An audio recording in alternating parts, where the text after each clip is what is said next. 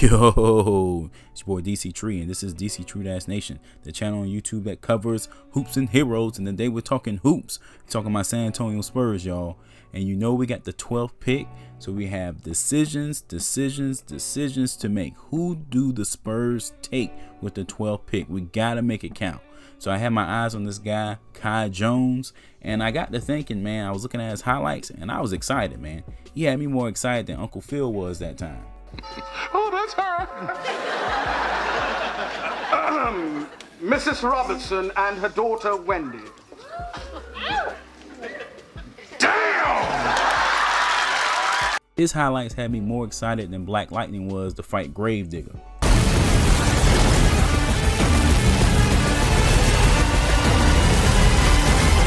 I was more excited than the Hulk was in the movie Thor Ragnarok. But we need to let him finish the job, otherwise... No. Don't stop, you moron! Listen, this kid's highlights had me more excited than them boys in North Carolina.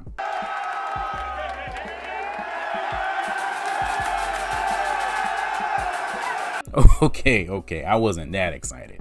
I was just impressed, y'all. That's basically what I'm trying to say. But before I jump too deep into it, if you like my content, please sub to the channel. Okay, the first thing I want to do is talk about the positive before I get to the negative. The positive thing about Kai Jones, and the reason why the Spurs should consider drafting him at number 12, is his out of this world athletic ability. You get what I'm saying? This guy runs the floor, top notch speed, jumps high, top notch vertical. You know, he can handle the basketball. He can drive to the cup really strong. Most of his highlights are, off of alley oops, dunks,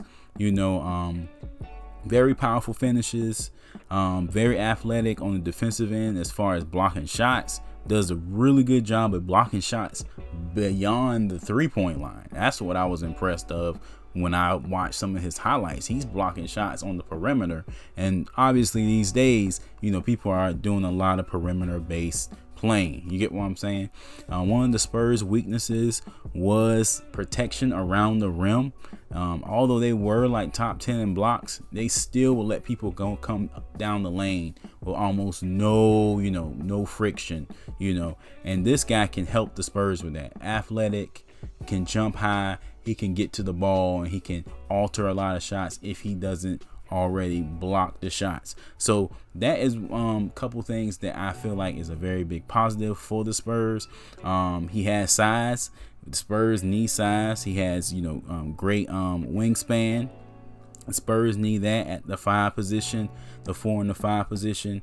The Spurs were like 22nd in rebounding last season because they were pretty much a small team. Remember, we had Keldon Johnson really pulling power forward for the Spurs most of the season. So just to get a guy with this type of size and athleticism that can run with Derek White, run with DeJounte Murray, and we can find him, that would be awesome as well.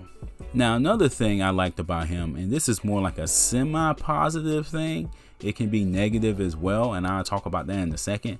But the semi-positive thing I like was that he was able to take the 3. It was a shot that he was comfortable taking. You get what I'm saying? He didn't take a whole lot of threes, but when he did take them, he shot around 39% from beyond the arc.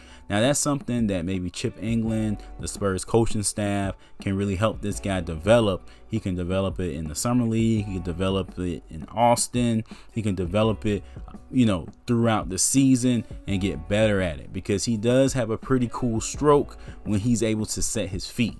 Now, when he's defended, that's a whole different story. But like I said before, the guy is a beast athletically, so he has the Euro step. He's able to go around defenders and finish strong at the basket. So hopefully that give him a few more opportunities on the perimeter, and we can get him working with Chip, and he can get a few more of these shots to go in. Better volume, okay? Better volume. Okay, for some of the negatives that worry me about this pick is that one of the areas that the Spurs struggled in was shooting from long distance, and he is not a long distance shooter by any stretch of the imagination. His offense is pretty limited to dunking, rolling to the basket, putbacks, those type of things. Okay, I didn't see him make a 15-foot jumper like at all. almost any of his highlights. I basically couldn't even really find a picture of him actually shooting the basketball. A lot of his skills are raw, and I think he didn't pick up a basketball, I think it was 14 or 15 when he actually picked up a basketball. So that's understandable. So that's one of the concerns I may have, because with the 12th pick, you probably can get you a more ready player offensively. But the Spurs, we struggle so much defensively. I can kind of see the Spurs taking a chance and going with, someone they can build, someone they can develop that has the pure athletic talent to be a rim protector. Another problem that he kind of has is he is pretty skinny. You get what I'm saying? He has to, put on some weight, get a weight training regimen going. Now, the Spurs, they've shown that they can do that, because Keldon Johnson, his rookie year and his sophomore year, were like two different bodies. Now, that may be indicative of, Keldon Johnson's work ethic. I don't know. But if we can put this, sprinkle some of that magic onto Kai Jones, he may not be completely ready his rookie season, but he'll definitely be more seasoned his sophomore season. And remember, guys, drafts are about, especially when you have like later picks, these drafts are about development. I think if we get him, I'm confident he probably could start. You get what I'm saying? He could start off the season for us, but that comes to my other weakness about him. He does make bonehead plays sometimes and gambles on defense to try to steal the ball as a center, and I could just see Popovich getting frustrated over that and trying to bench this kid. And that's just really the ongoing, story with Popovich. Is he going to play these young guys enough for them to develop? Are he going to let these guys make mistakes and not just, bury them under the bench once they make a few defensive mistakes? You get what I'm saying? So, I think Kai Jones, he comes from a pretty solid program in Texas. I think he's coachable. I haven't heard anything. Let me know in the comments if you've heard anything negative about him. But I think he's pretty coachable. But man, and I think about Vassell and how Vassell barely played last year. You get what I'm saying? And I'm worried. But with our problems up front and at the center position in particular, the minutes should be there for this kid, whether he's making mistakes or not. The minutes should be there. So again, the center position isn't exactly competitive on the Spurs. So man, this should be open for him to come in and help the Spurs right away.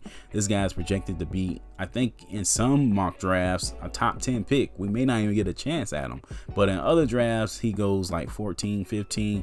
So he may be there at 12 for us to get.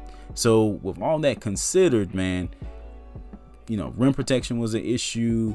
Fast break points were an issue as far as finishes. We were up on fast break points, but man, we botched some finishes because we just didn't have the athleticism to finish above the rim a lot of times outside of a few players. So to have him will be refreshing. You get what I'm saying? So I'm looking forward to that. Let me know in the comment section below if you feel like he'd be a good pick.